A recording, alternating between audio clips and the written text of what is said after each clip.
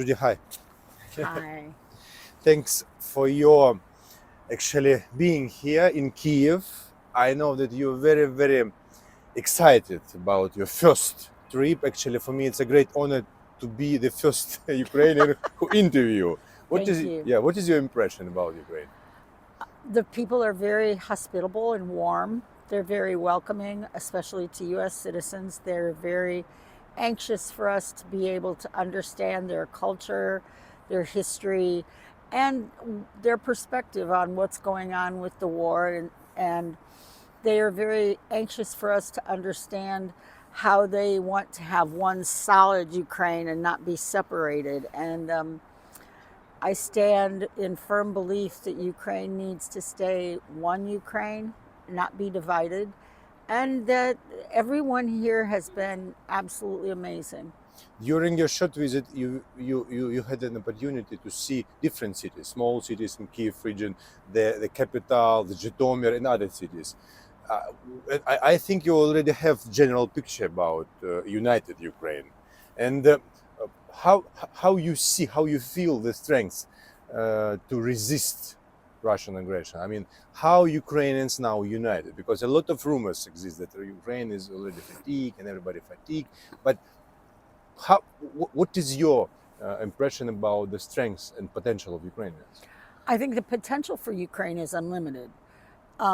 Numerous individuals I met, companies, nonprofits, want to do relationship business building with the United States and with other entities. As far as fatigue, I didn't see any fatigue. All I saw was people that are interested in keeping Ukraine free, from young children that say Slava Ukraine to old 80, 90-year-old men and women and all the people in between, that no one wants to give up. And no one, they have an energy to fight for independence that reminds me of what the history books say our Revolutionary War was. So they want freedom, they want a solid Ukraine, and no one, I didn't see anybody that's tired.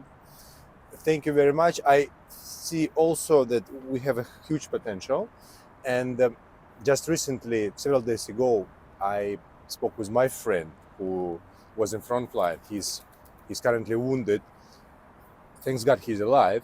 However, every day we have a lot of soldiers who died, who wounded in front line, and a lot of people who will come back from the front. They need special treatment, special psychological support, rehabilitation. I know that you visited some locations, hospitals, special places where there is a treatment of the process of rehabilitation. How you see this system, and by the way, what is your feeling communicating with the soldiers? So we had the pleasure of being able to meet with two doctors that make prosthetic limbs at a private clinic that also have a private clinic in the United States. Mm-hmm. They build state-of-the-art prosthetics, and they work with the Ukrainian government to supply prosthetics to the VA hospital here that has a special unit. The veterans that we met at the clinic were very, very, very pro continuing the war until it ends, until they've pushed Putin back and the Russians back. They all said the same thing. I would go back to the front. I would go back to the war. The clinic is state of the art, cutting edge, beautiful equipment. And we went to the VA hospital and we met with nurses and one doctor and over 36 different patients that all said the same thing. They value the United States.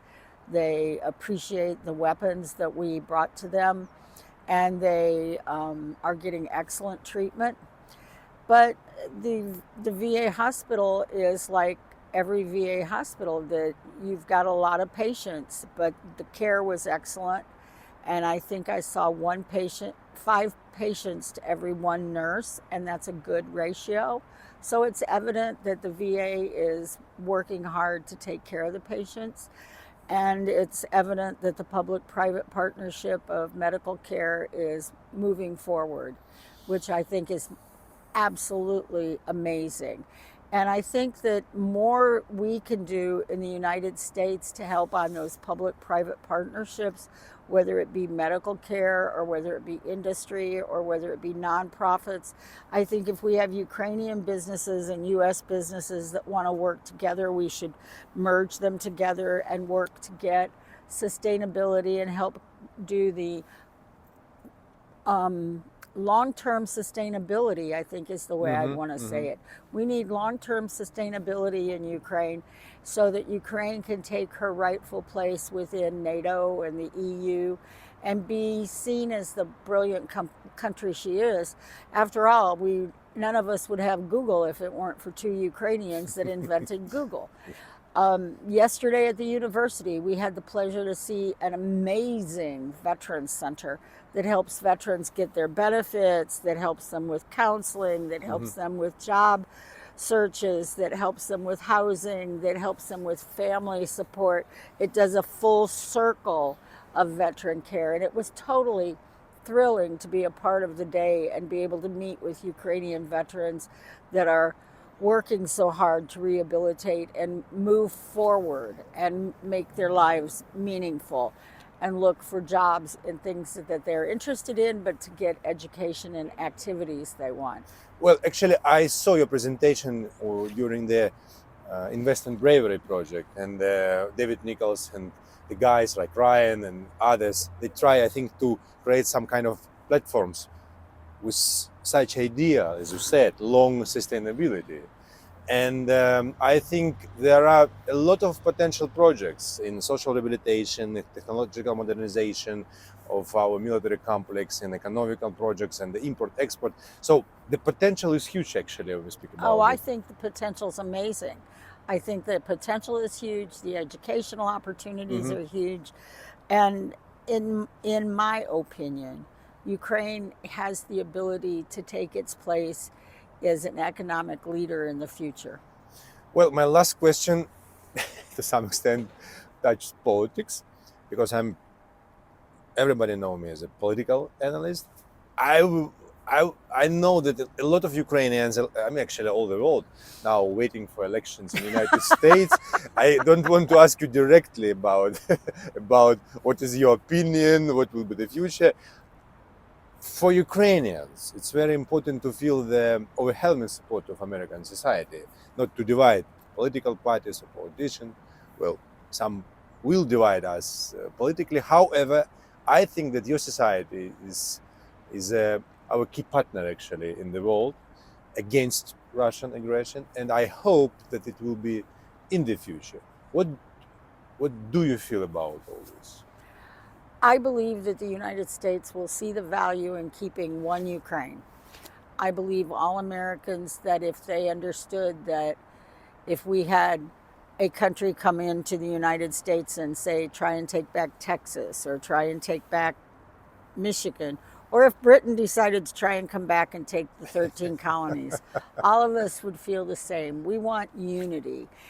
As long as Ukrainians continue to want freedom, I believe the United States and our citizens will appreciate that. And when it comes to politics, it's all in God's hands. Thank you very much. Thank you, Andre. Thank you for your sincere answers. Thank you very much. Thank you.